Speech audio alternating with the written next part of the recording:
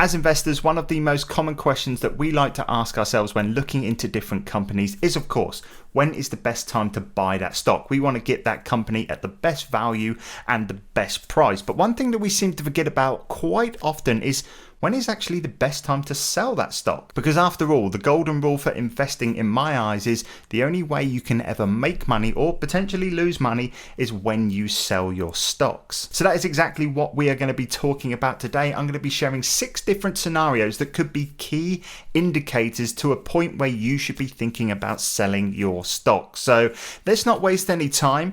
Hit that like button down below to help this video out with the YouTube algorithm, of course, and let's get straight into it. Okay, so let's start off with a little bit of a background about the type of investor that I personally am, and I am a long-term investor. So whenever I invest into a company, I am never looking to sell that stock in the short term. I am always looking at it with a 10+ year approach. So selling stocks isn't really something that is part of my game at the moment. However, even as a long-term investor, there can still be some scenarios that could lead me into selling a company, and that is exactly where we are going to be starting today, which is with indicator number 1, and that is if you do not understand the company that you are investing into, the way that they make money, or the way that they make money has changed and the vision for their company has changed and it doesn't align with your stock investment strategy, then this could be a really key indicator to sell your stock. And like I said, even as a long-term investor, this is something that I am always keeping a check on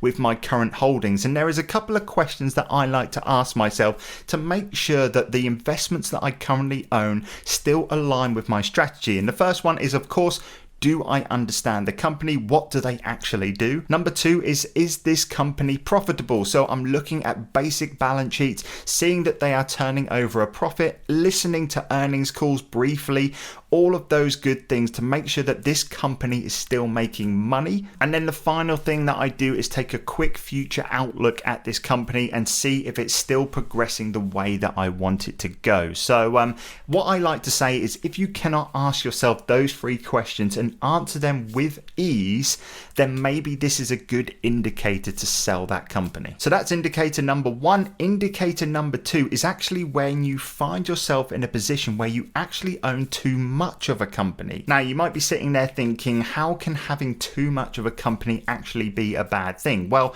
one of the key things for me when building an investment portfolio is to be well diversified. And if I find myself way too over leveraged with a certain stock, or maybe even within a sector, then that is going to be a good indication for me to rebalance my portfolio to lower my overall risk. For example, with myself, I like to have 50% of my portfolio completely dedicated to index funds and ETFs. From there, I like to have 45% of that dedicated to individual companies and stocks, and then the remaining 5% I like to have within the crypto space. And basically, one thing that I like to do every single month is create a pie chart online with all of my different investments and just check that all of these different stocks and sectors fit within those portfolio rules. And if they do, then that is absolutely great. But if they don't, then that is an indication for me to maybe either sell some of my companies that I'm potentially over leveraged in, or maybe buy up some more that I'm not quite meeting those kind of percentages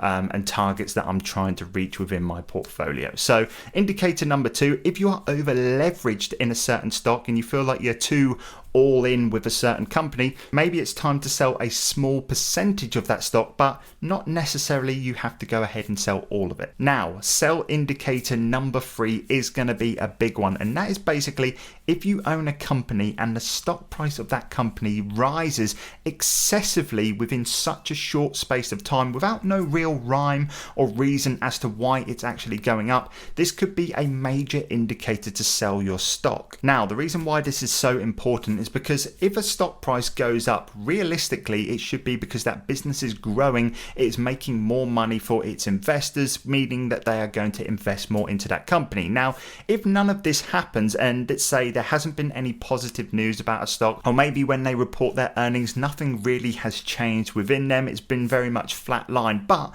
the stock is still going up excessively, this is very much going to be based on speculation. And when you are betting on speculative stocks, this never really ends too well. Of course, a good example this year would have been GameStop, where retail investors generated and manufactured hype around the stock, causing it to go from $19 to $347 in the space of just 2 weeks, with no real happenings within the business or fundamentals to cause this. In fact, the actual news surrounding the business was that it was actually a dying company, so why would you even want to invest in it in the first place? But of course, this was very much caused from social media hype. And then, as you can see, taking a look at the chart once again, the hype only lasted for 2 days, and then literally within about 3 or 4 days, the stock price had plummeted all the way back down to its original price. And if you wouldn't have sold during this time, the likelihood is you would have missed out on all of those profits. Now, one thing you're never going to be able to do is predict when that stock is going to reach its peak price and sell at that exact time. Nobody can do this, but I do have a couple of rules that I go by if I do ever own a company that does kind of hit a hype train or goes up because of a speculative bet that has hit the mainstream media. And that is basically from looking at the companies that have experienced this. It's normally within 2 days of them hitting that national or maybe even global news that they actually see the big drop in their price. So for me, the second that I start seeing national news coverage about my stock going up for the wrong reasons, by the way, of course, if it was going up for the right reasons, that would be absolutely fine. A real good example of this is, of course, Zoom. During the last couple of years, there were some real legit use cases for Zoom and stuff like that. So only when it goes up for the wrong reasons, this is where I'll be looking at it and thinking about selling it straight away. Another indicator for me, and this is very much a personal one, is that if my mum ever comes and asks me about a certain company or maybe a cryptocurrency or anything like that, that is a massive indicator for me to sell, because my mum knows nothing about the stock market, and if she is picking up on it and wanting to invest into it, then the likelihood is it's going to crash very soon. But that one's very much a personal one. But indicator number 3, if a stock goes up excessively with no real reason or backing behind that stock rise, sell that stock. Indicator number 4 is going to be aimed at those that like to invest into companies purely to receive dividend payments. And the scenario here is going to be very simple. If a company looks like it's going to be potentially cutting their dividends in the future, then that is of course going to be a massive indicator to sell. But one thing that we do have to work out is, how can we actually tell that a company is going to cut their dividends in the first place? Well, number one reason, and probably the most common one, and that is if a company is starting to get themselves in a little bit of trouble. For example, back in 2014, when the oil prices completely crashed, a lot of the oil companies cut their dividend payments to their investors. Now, this isn't necessarily a bad thing, especially if you are investing into that company for long-term growth. This is actually looked at as a good thing, because the company realizes that for it to be able to continue and maintain and stay above water, it's going to need to allocate its profits in the right places and things like that. But if you are investing into that company for dividends and dividend payments only, then of course this is a good indicator to sell that stock and maybe buy it back when they start offering dividends again in the future. Another scenario here is very much a similar one, and that is if you are investing into a company that pays dividends and their balance sheets are looking like they are going south and they are reporting losses on a quarterly basis, the likelihood is in the future they are going to be cutting their dividends to be able to make up for those losses. This is another indicator to sell. Now, the fifth indicator to sell a stock or a company is one that I hope no one watching this video will ever have to face, and that is to sell your stocks to be able to pay for an emergency. Okay, so if we follow all the correct financial freedom principles, like keeping a 3 to 5 month emergency fund and only investing money that we can afford to lose, hopefully we will never have to experience this indicator or this scenario, but we never know what the world can throw at us. So if you ever do find yourself in a position where it's either maybe a health emergency or just a general life emergency,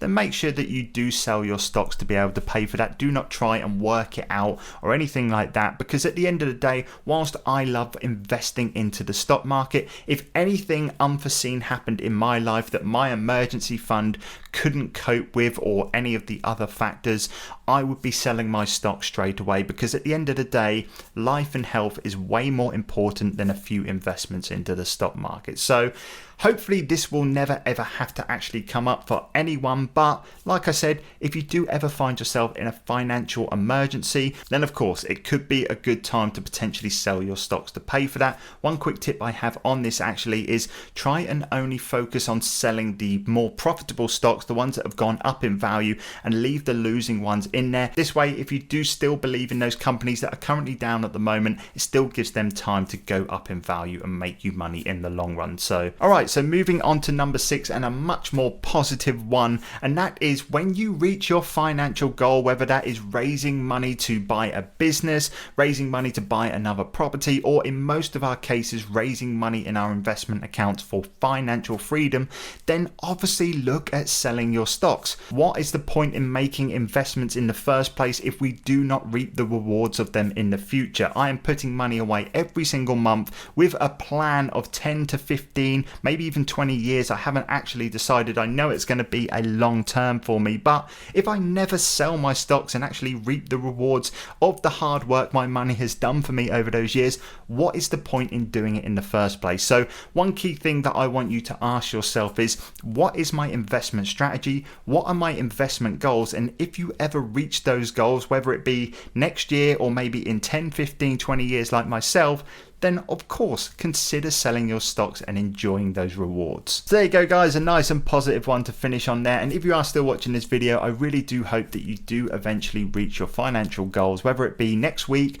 in a year, or maybe 10, 15 years like myself. Whatever you do, I hope you reach them and enjoy a life of financial freedom. So if you did enjoy this video, please leave it a like down below, leave me some love in the comments as well, that would be much appreciated. Also, if you haven't signed up to FreeTrade, go ahead and click the link in my description to go and get your free stock worth up to £200. All you need to do is deposit £1 onto the platform. But having said all that, take care, and I will see you in the next video.